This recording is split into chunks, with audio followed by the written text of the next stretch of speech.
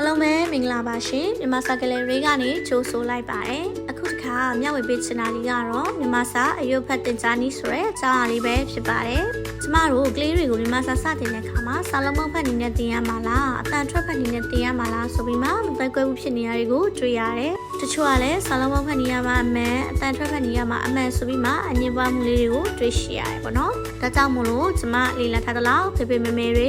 တင်ကြားရေးလုပ်နေတဲ့သူတွေကိုမျှဝေပေးခြင်းဖြစ်ပါတယ်ကျမတို့မြန်မာဘာသာမှာပြီးနှစ်တရတွေကိုရှုဖတ်တဲ့အခါမှာစာလုံးပေါင်းဖတ်နည်းအတန်ထွက်ဖတ်နည်းဆိုပြီးမှနှစ်နည်းရှိပါတယ်နှစ်နည်းလုံးကအမှန်ဖြစ်ပါတယ်ကလေးတွေအစွန်ပြမဲ့နည်းလမ်းကိုအသုံးပြုပြီးတော့မှသင်ကြားပေးနိုင်ပါတယ်အခုစာလုံးပေါင်းဖတ်နည်းနဲ့အတန်ထွက်ဖတ်နည်းကိုကိုယ်ပြဖြစ်သွားအောင်အနေငယ်ပြချင်ပါတယ်အခုပထမဦးစွာစာလုံးပေါင်းဖတ်နည်းလေးကိုပြောပြပေးမှာဖြစ်ပါတယ်စာလုံးပေါင်းဖတ်နည်းကဘာလဲစာလုံးပေါင်းဖတ်နည်းဆိုတာကာကြီးနီအဒီ33လုံးရဲ့အမည်တွေကိုပေါင်းဖတ်ခြင်းနီလန်းဖြစ်ပါတယ်။ဒီတွေကကာကြီးနီအဒီ33လုံးရဲ့အတန်နဲ့အမည်တွေကိုပထမဦးစွာသိရှိခဲ့ပြီးဖြစ်ပါတယ်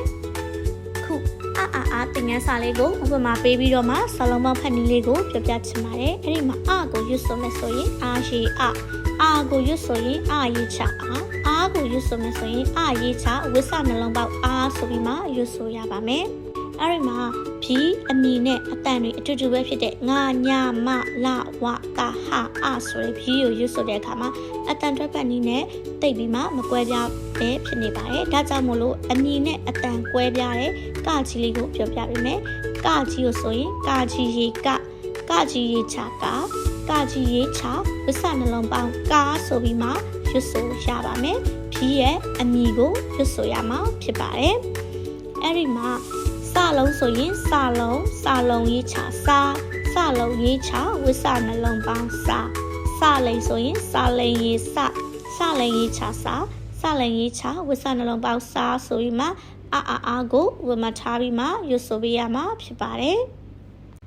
အခုနံပါတ်1မျှဝေပေးချင်တာကတော့အတန်ထွက်ဖတ်နည်းဖြစ်ပါတယ်အတန်ထွက်ဖတ်နည်းဆိုတာဘီးတွေရဲ့အတန်တွေကိုပေါင်းဖတ်ခြင်းနီလန်းဖြစ်ပါတယ်ကမဒီ33လုံးရဲ့အတန်တွေကိုပေါင်းဖတ်ရမှာဖြစ်ပါတယ်ဥပမာကိုကာရီကရေးချကရေးချဝိစနှလုံးပေါက်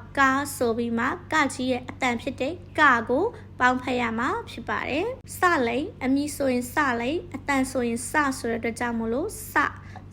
ရေးချဆိုရင်စရေးချစရေးချဝိစနှလုံးပေါက်